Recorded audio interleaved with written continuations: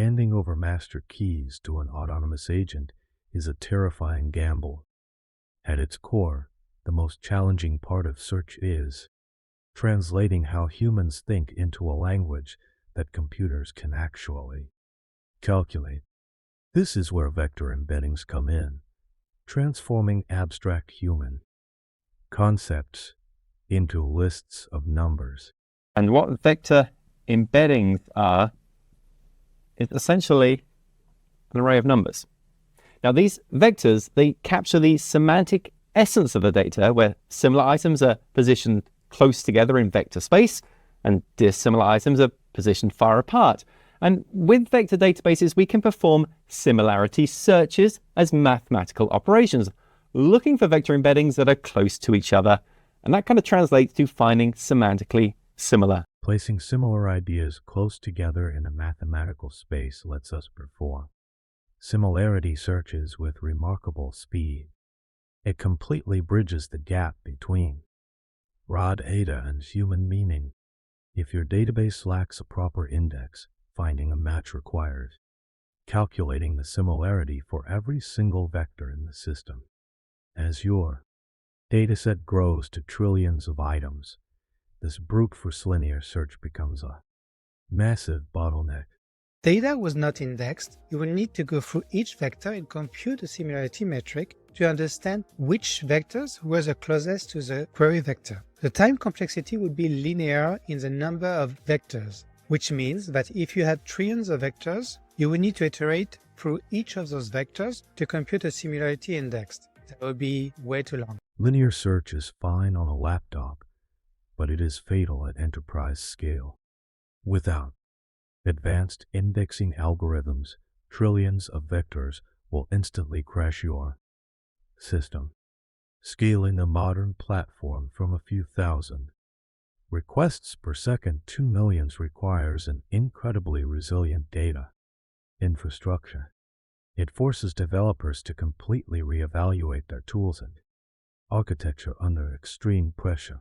Years scaling from 1,000 requests a second to, we'll say, 1,000,000. That's at least orders of magnitude correct. So what was your experience like there, and what did you come in as, just like a Rails developer, and then what did you end up as, and what was kind of that journey through that hypergrowth phase?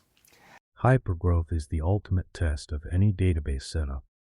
If your storage and query layers are not designed for extreme loads, your app will crumble instantly. Recommending content using traditional databases is relatively cheap, but moving that same data to early vectored databases can lead to astronomical bills. This cost discrepancy is a massive shock for teams trying to scale up. Then we could find similar chunks. And so we did some experiments with this, and it was promising. Would take some more tuning. But at this point, I sort of ran the back of the envelope math on taking all this data that was inside the Postgres database, chunk it up, put it into a vector database, and then doing the recommendations. This company was spending around $3,000 a month on their Postgres database. The back of the envelope on doing this for a vector database, the ones that were available at the time, was $30,000 a month. A tenfold cost increase is a complete showstopper for most startups. Finding a way to store and query these massive coordinate systems cheaply is the defining challenge of modern AI infra. Traditional databases were optimized for simple row lookups and point reads, but AI demands something entirely different. Modern applications must retrieve highly specific context at precisely the right millisecond to empower autonomous agents. I want to do a point read, or I want to read a particular row of the database, or I want to execute a query. And now we're just seeing more and more ways of how to pull the right data at the right time, specifically to empower these agentic applications. And then for MCP servers, we're seeing all these great sort of modalities of how do agents interact with the database. We know how developers interact with the database. And we know how DBAs interact with. AI agents do not query databases the way developers or BAs do. They need rapid, contextual semantic retrieval to function as smart assistants. While basic keywords work well for simple documents, extracting Deep meaning from unstructured data like feds remains a massive hurdle. Developers must build complex pipelines to interpret and process this hidden value. Not like gigabytes, but it's really about data that's been untapped, and it's these PDFs and about the pipelines we have to build in order to build meaning on top of it, right? And so one thing is you store the data, good. Second thing is you have something that can just like do a keyword search over that, great. Third thing is I want to build a specific way of interpreting this data because I'm storing data and running. Simple keyword searches is just the beginning. The real challenge is building pipelines that truly understand the semantics of your company's documents.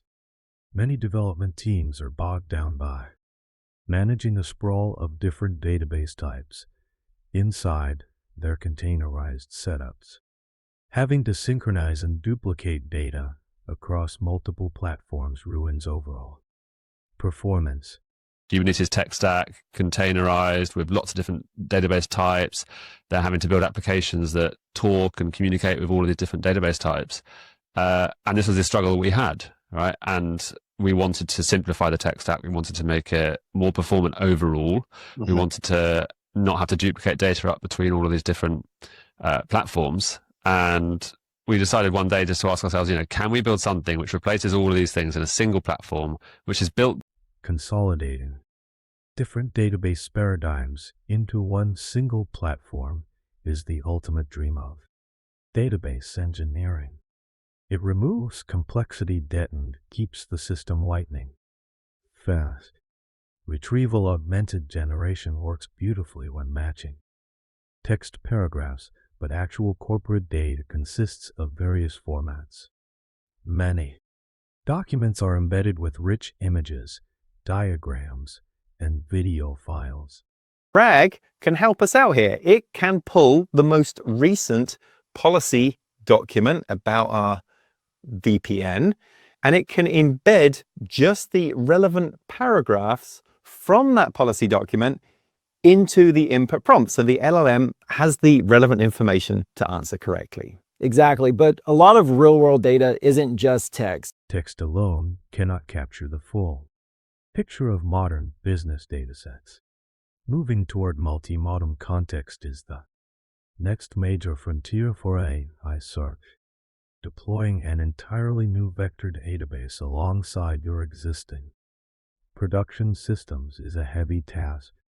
For many organizations, the most sensible path is utilizing vector features directly inside their trusted relational systems. Already have a solution, the so-called vector databases like Quadrant, that help us with implementing a RAG solution. But it's also true that today we have a huge number of applications that already use relational databases like SQL Server, of course, for example, and often we don't want or we can't install another database. Bypassing the need for a separate database system saves hours of operational headache. Extending existing relational frameworks is a massive win for reliability. In the rush to launch AI integrations, companies are granting models elevated privileges without fully understanding the risks. Protocols designed to bypass user restrictions can create a massive security vulnerability.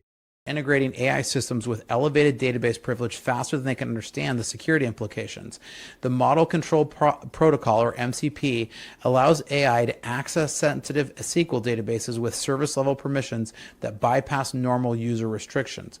So organizations are essentially giving AI systems their master keys to their data kingdom without implementing proper safeguards. Handing over master keys to an autonomous agent is a terrifying gamble. Without proper containment, a single rogue prompt can leak your entire data kingdom.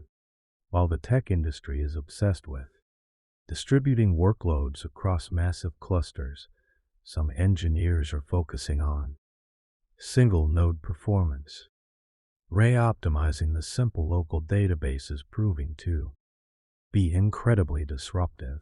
Mental hill that we were willing to die on was to bet on single node and scale up instead of scale out. You know what? Let's just solve the problems for the 99% of people who are not Google and we'll be rich. And turns out that worked.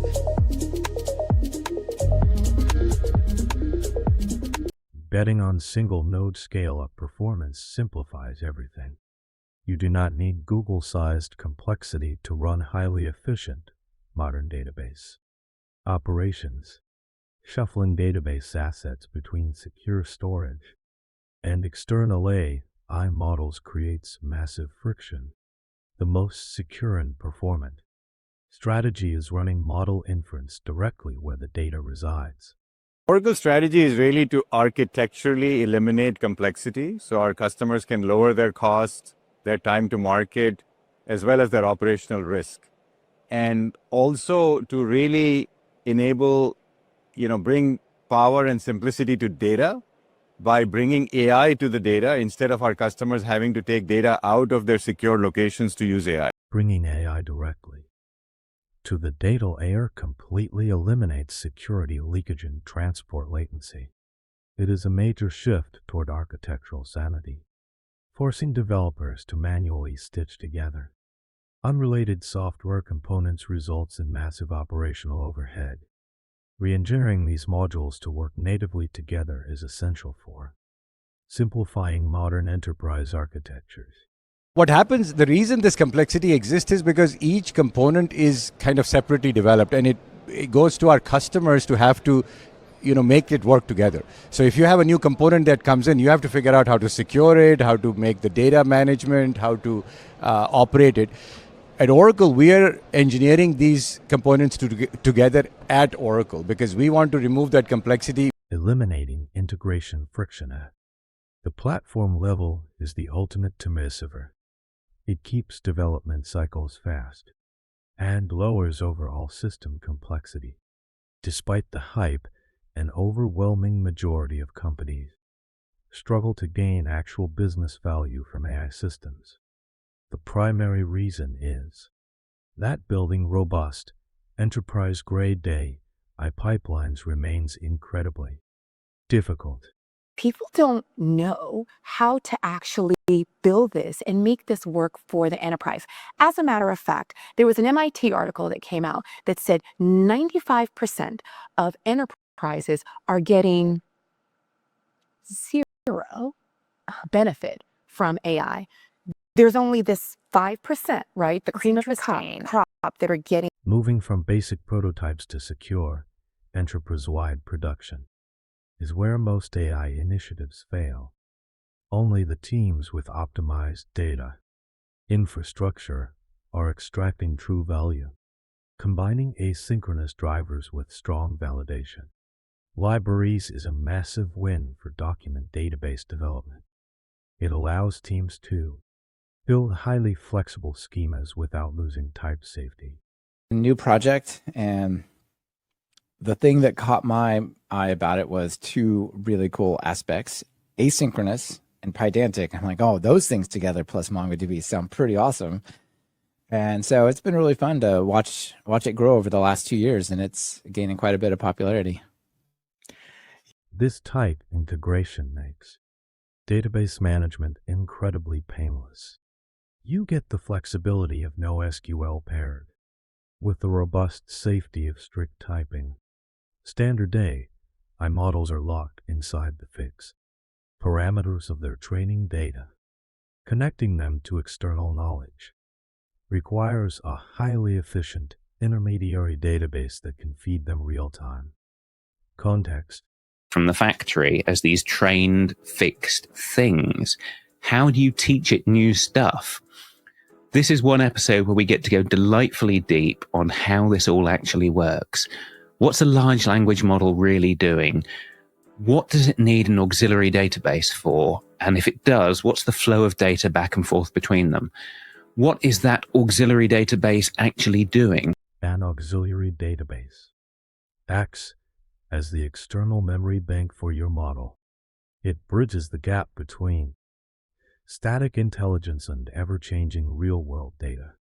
Representing complex text passages requires generating multiple vector embeddings, often one per paragraph. This multi-metadation approach can quickly lead to a massive storage footprint if not optimized. Representation of that text, you're going to have multiple vectors, maybe one per paragraph or something along those lines, not muddle the vector space too much. Splitting data into smaller chunks is necessary for precision, but it compounds your indexing costs. Managing the storage footprint is a critical performance trade-off. If your search query can pull similar related files simultaneously, you can feed a far richer context to your language models. This method is what makes vector databases uniquely suited for intelligent question answering.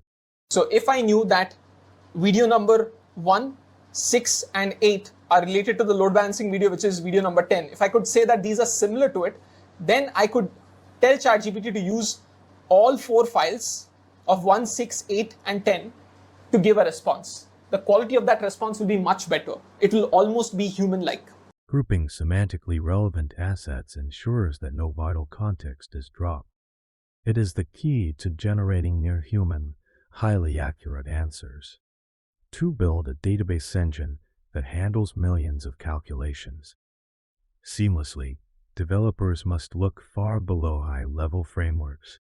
They need to understand exactly how code integrates with the underlying operating system. Functions.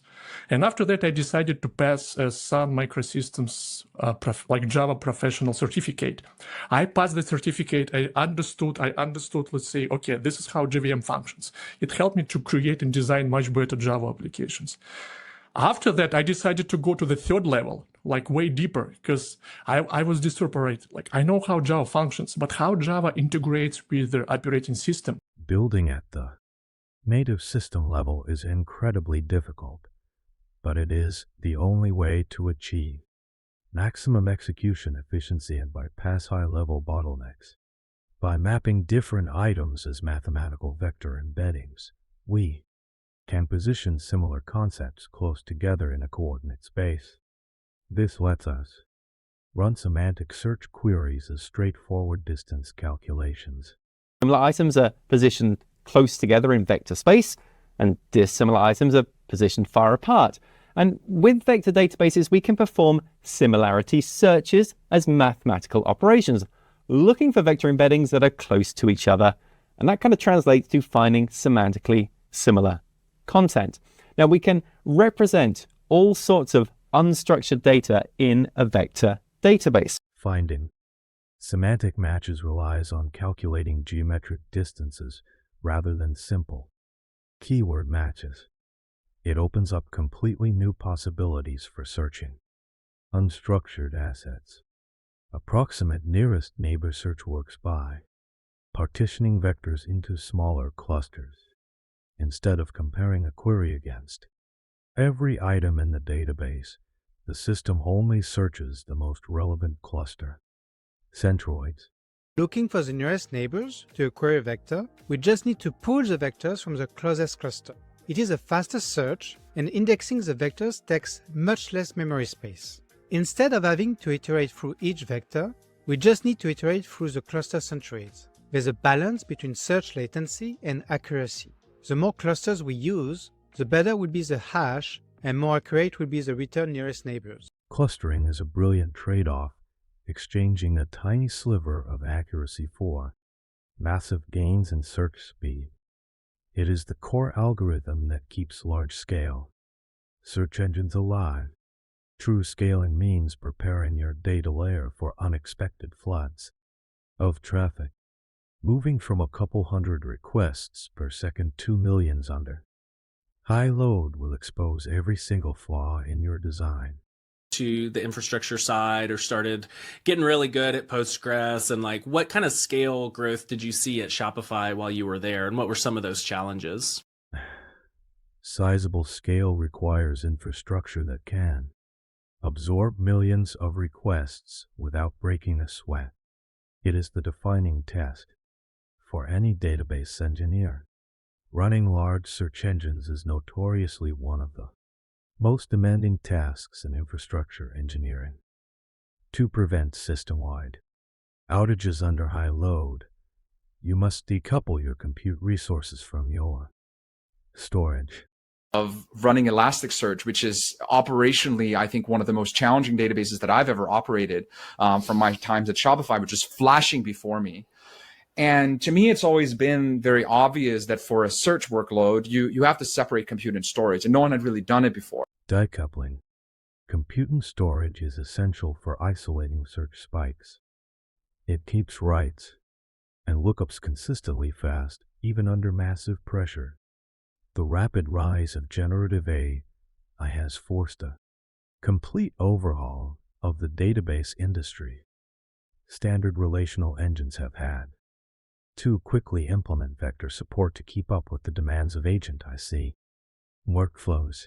About how does this change what I've been doing? How do I bridge this gap into bringing all of these skills and these tools that I have and make them work in this new generative agentic model way? I think something that might surprise people is how it's really touched every part of our portfolio of databases. You may have heard of PG Vector and Postgres, or what Cosmos DB is doing for AI. Seeing vector search become a native feature in classic database systems proves its prominence. It is no longer a niche, but a foundational requirement. Many enterprises sit on massive data archives that are completely filled with useless records. Sifting through this historical sprawl is one of the most tedious bottlenecks in AI engineering. Of data that was completely and utterly useless. And so one of the biggest challenges was always, I'll say clean, like, I think the canonical term is cleaning the data.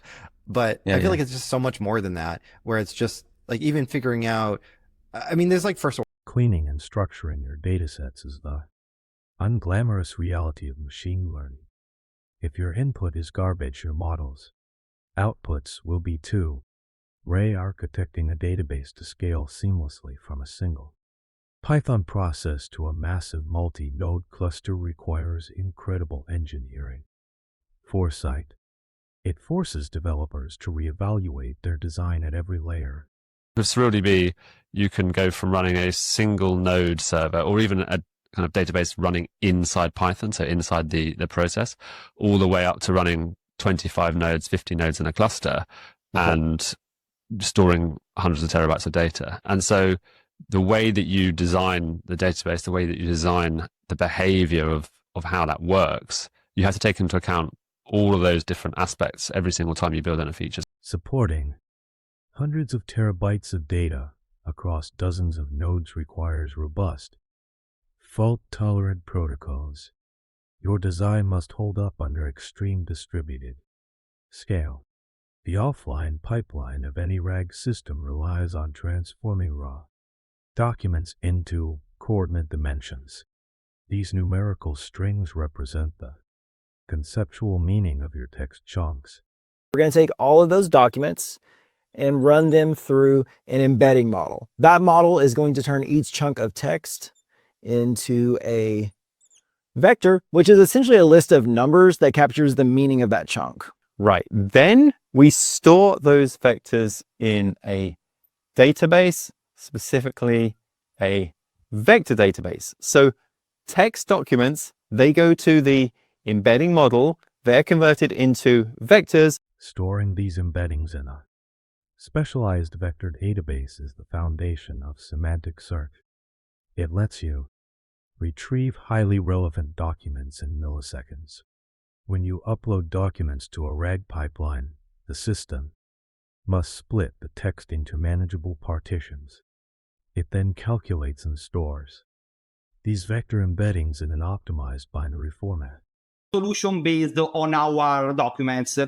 In this case, if I try to upload a document, first of all, the document is split in chunk, let's say in partition, to have a small piece of text to work with. Then I calculate the embedding for each of this partition using semantic kernel, and then I store the result in the SQL database as vectors, as said before. Chunking your data ensures that your similarity search returns highly precise results. Storing them natively as binary vectors bypasses massive latency bottlenecks. Because language models process all text inputs uniformly, they are highly vulnerable to prompt injections, disguising malicious commands as normal chat messages can easily trick an AI assistant. And a chat message that contains a malicious set of instructions disguised as normal text. Your AI assistant reads these instructions and follows them because it can't distinguish between legitimate requests and embedded commands. This represents a fundamental shift from traditional hacking that required technical skills or left a trace for social manipulation that any literate person could execute. This represents a massive, low-barrier exploit vector for modern software. You do not need deep technical hacking skills when you can simply convince an AI to hand over your database. Kings. The modern database landscape is crowded with new, complex categories of platforms. Amidst this noise, embedded architectures are experiencing unprecedented growth by prioritizing local performance. 15. Is really one of the most incredibly crowded spaces out there. In the last few years, we've seen new categories of databases emerging, like vector databases. DuckDB has, since the first commit, we were talking earlier, of 6 years ago, 2018, DuckDB has emerged as one of the fastest growing database technologies in the world. Embedded databases have completely redefined the developer experience. They provide incredible speed and flexibility, proving that simple designs often win the day. 15. We don't need Google-sized complexity to run highly efficient, modern database operations.